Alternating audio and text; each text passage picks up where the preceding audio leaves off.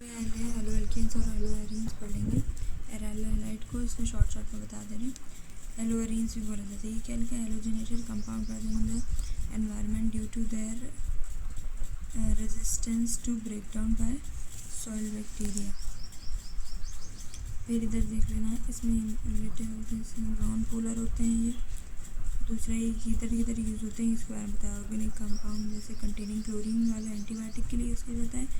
Chloramphenicol जो use किया जाता है वो यूज़ किया जाता है माइक्रो ऑर्गेनिजम्स के लिए, बहुत इफेक्टिव है। ट्रीटमेंट ऑफ टाइफॉइड फीवर के लिए क्लोरामफेनॉल टाइफॉइड फीवर के लिए बहुत ज़्यादा इफेक्टिव है। और बॉडी कंटेन करती है आयोडीन कंटेनिंग हार्मोन, जिसकी डेफिशिएंसी से क्वार्टर हो जाता है। सिंथेसिस ऑफ हैलोजन कंपाउंड के लिए chloroquinone is use for treatment of malaria. Chloroquinone malaria के लिए, टाइफॉइड फीवर के लिए क्लोरामफेनिकॉल एंटीबायोटिक क्लोरीन कंटेनिंग वाले के लिए यूज़ किया जाता है।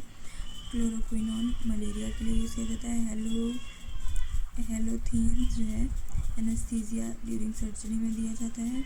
और fluorinated compound potential blood surgery के लिए यूज़ किया जाता है। ये सब डायहेलो और ट्राइहेलो वगैरह को बताने के लिए बोला हुआ है। फिर यहाँ पर प्राइमरी देख लो, डायरेक्टली एक कार्बन से अटैच है, 2 कार्बन से अटैच है। सेकेंडरी हो जाएगा, जिस कार्बन पे हैलोजन लगा है वो 2 कार्बन से, टर्शरी इसके लिए हो जाएगा।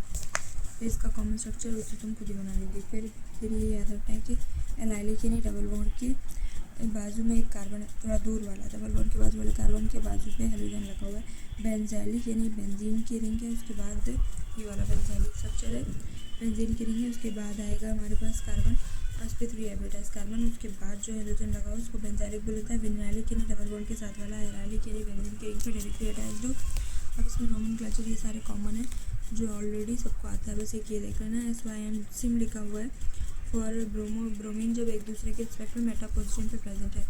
फिर the dihaloalkane having the same type of the halogen atom are named as alkylidene या alkylene. The dihalogen compound having both the halogen atom are further classified as gem dihalide या तो GeM डाइलाइड और vicinal डाइलाइड आ जाएगा। ये यहाँ पे पढ़ लेना। फिर आ जाएगी ये क्या, विसिनल डाइलाइड या विसिनल यानी बाजू वाले कार्बन पे अगर लगाओ तो इसका कॉमन नेम है इथाइलिन डाइलाइड। जेम डाइलाइड यानी एक ही कार्बन पे दोनों हैलोजन लगा हुआ हो और इसका कॉमन नेम है इथाइलिडीन डाइलाइड। फिर एक ये इंपॉर्टेंट है, यहाँ पर CH2Cl2 को मिथाइलिन क्लोराइड बोला गया है। फिर देख लेना ये कि C5H11Br का टोटल स्ट्रक्चर आइसोमर कितना है 8, जिसमें से 4 प्राइमरी, 3 सेकेंडरी और एक टर्शरी प्रेजेंट है। फिर CH बॉन्ड के बारे में सारी बात पढ़ना। ये अल्काइल हैलाइड सबसे अच्छा बेस्ट प्रिपेयर होता है फ्रॉम अल्काइल। इसमें सारा सीधे नॉर्मल जो दिमाग एक्सेप्ट करता है बॉन्ड लेंथ में वही है, नीचे बढ़ रही है। ये भी नॉर्मल है। एंथैल्पी इसको ऊपर वाले को तोड़ना बहुत हार्ड है। और लेकिन डायपोल मूवमेंट में एक्सेप्शन है। क्लोरीन CH3Cl आगे है, फिर CH3 फ्लोरीन है, and then bromine and iodine आ जाएगा। Method of preparation of haloalkanes में सबसे पहले फ्रॉम अल्कोहल है, फिर फ्रॉम हाइड्रोकार्बन्स हैं, फिर फ्रॉम एल्कीन्स है। उसके बाद हम लोग हैलोजन एक्सचेंज करेंगे।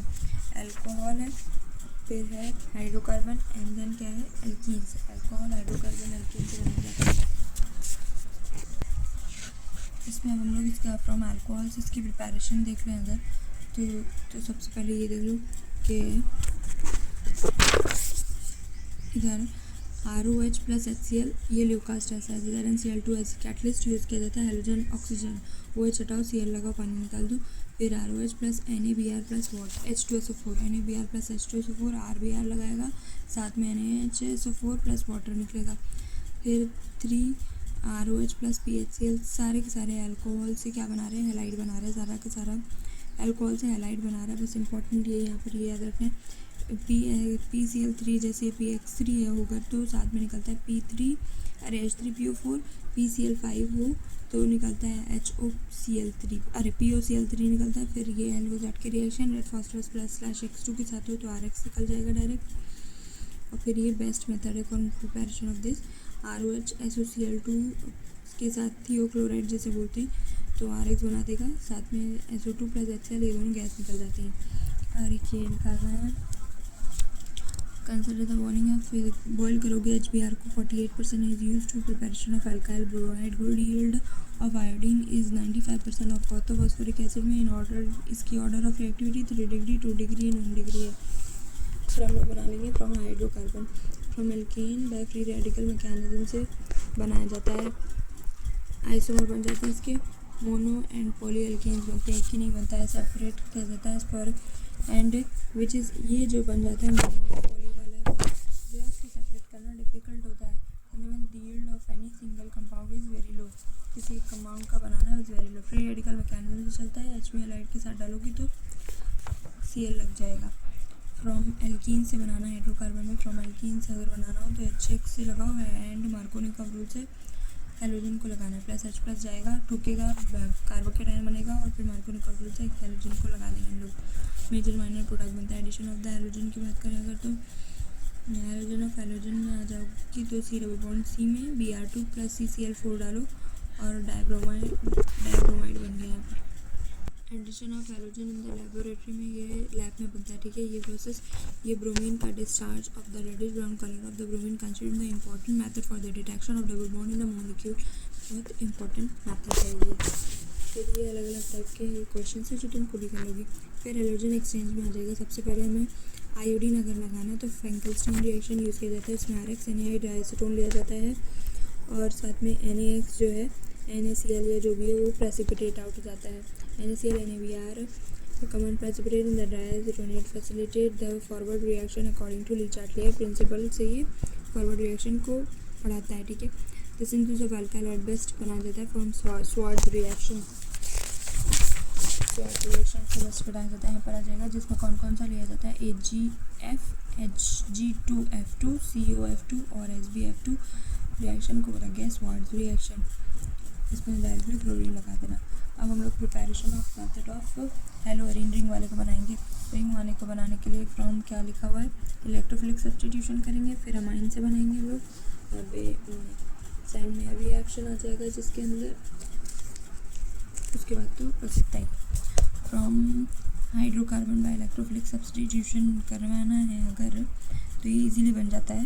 लुइस एसिड का कैटलिस्ट लेना पड़ता है, फिर 3+ वाला डार्क कलर में डालोगी तो यहाँ पर देखो ऑर्थो और पैरा पे लग गया Fe+ अगर डार्क X2 के साथ है तो प्रिपरेशन मेथड में आ रहा है हेलोअरीन के। ऑर्थो एंड पैरा बनता है आइसोमर फ्लोरो कंपाउंड, इसमें ही पढ़ना, इजीली सेपरेट किया जा सकता है ऑर्थो एंड पैरा को। Difference due to melting point दोनों के क्या डिफरेंट है। Reaction with iodine and the iodine क्या होता है, reversible in the nature, require the presence of oxidising agent जैसे HNO3 HiO4 to oxidise HI from the during iodination. Fluoro of compound are not prepared by this method. High reactivity of fluorine से फ्लोरो compound इस method से नहीं बनता है। Fe+ Br2 के साथ अगर F2 दे दिया हो तो ये रिएक्शन ही नहीं करेगा। याद रखना। फॉर अमाइन में सेंड में रिएक्शन में हम लोग पहले डीजे सॉल्ट बनाएंगे, डीजे सॉल्ट बनाने के बाद CO2X2 डाल दो तो डायरेक्टली हेलोजन हमारा लग जाएगा, रिप्लेसमेंट ऑफ द डाइजन वो हो जाएगा। फिर यहाँ पर डायजोनियम सॉल्ट में KI डालोगी तो आयोडीन लग जाएगा, दैट्स इट। इसकी फिजिकल प्रॉपर्टीज भी पढ़ लेते हैं फटाफट हम लोग। एल्काइल हैलाइड क्या होते हैं, कलरलेस होते हैं, जब ये प्योर हो तब ये कलरलेस होते हैं। हाउएवर ब्रोमीन और आयोडीन डेवलप कर लेते हैं लाइट के एक्सपोजर में कलर को। मैनी वोलेटाइल हैलोजन कंपाउंड्स स्वीट्समैन के भी होते हैं। Melting point and boiling point में पढ़ लेंगे हम लोग। Methyl chloride, methyl iodide, methyl chloride, ethyl chloride और कुछ chlorofluoromethanes are gases in room temperature liquid और हायर जाने पर लिक्विड एंड सॉलिड बन जाता है। ये क्योंकि जनरली पोलर होते हैं, डाइपोल और वंडरवाल फोर्स होता है इनके अंदर, इसलिए इनकी बॉइलिंग पॉइंट इनके कंपैरेबल मास के हाइड्रोकार्बन से ज़्यादा ही होती है। The attraction as get stronger in the molecule get bigger in the size and have more electron. Attraction बढ़ जाता है जैसे जैसे molecule बढ़ने लगता है, ठीक है। और फिर ये याद रखें, same type of alkyl group in the boiling point of the alkyl halide decrease in the order Ri, Rb, RCl and Rf. This is because when the increase in the size of the mass of the halogen atom, the magnitude of van der Waals force increases. ये क्यों है कि आ रही है, फिर this है क्योंकि इनके अंदर van der Waals force increase होने लगता है, इनका van der Waals force increase होता है। बॉइलिंग पॉइंट जैसे जैसे कार्बन का मास बढ़ेगा मॉलिक्यूल बढ़ जाती है। ब्रांचिंग में बॉइलिंग पॉइंट कम होती है। Boiling point of the isomer dihalogen Halobenzenes are very near to the same, however the para has high melting point. Para के पास हायर मेल्टिंग पॉइंट होती है due to symmetry. Melting point में हमेशा symmetry पे ध्यान देना है. मेल्टिंग पॉइंट में हमेशा सिमेट्री पे ध्यान देना है. देखो यहाँ पर पहले वाला मेल्टिंग पॉइंट वाला दिया, बॉइलिंग पॉइंट वाला दिया. बॉइलिंग पॉइंट में नॉर्मल है, जिसमें सबसे ज़्यादा बॉइलिंग पॉइंट लगी औरतों की, एंड देन पैरा की, एंड देन मेटा की. मेटा दोनों में ही पीछे, ठीक है. बॉइलिंग पॉइंट अगर पूछा हुआ औरतों को सबसे ज़्यादा औरतों की बॉइलिंग पॉइंट है, देन पैरा की है, एंड देन मेटा की है. लेकिन मेल्टिंग पॉइंट में सिमेट्री की वजह से आ जाता है सबसे आगे CL, लैटिस बन जाता है. अच्छा सा, इसीलिए इसको तोड़ना मुश्किल पड़ जाता है. मेल्टिंग पॉइंट में हो जाएगा पहला पैरा, फिर क्लोरो, एंड देन मेटा. तो सब में पीछे ही है. फिर डेंसिटी की बात करें तो bromo, iodo and chloro polychloro derivative of hydrocarbon are heavier than water. ये पानी से ज़्यादा भारी होते हैं. द डेंसिटी इंक्रीजेस, जैसे जैसे मास इंक्रीज हुआ है डेंसिटी भी इंक्रीज होने लगती है. सॉल्युबिलिटी की अगर बात की जाए तो haloalkanes are very slightly soluble होता है in the water. In order to dissolve haloalkanes in the water, energy की ज़रूरत पड़ेगी to overcome the attraction between the haloalkanes molecule and break the hydrogen bond between water molecule. Less energy require होती है to new attraction अगर present हो इनके अंदर. तो फिर the solubility of the haloalkanes in the water is low होती है. However haloalkanes tend to dissolve in organic solvent because the new intermolecular attraction between the haloalkanes and the solvent molecule have much the same strength as the one being broken in the separate haloalkanes and the solvent molecule. That's it.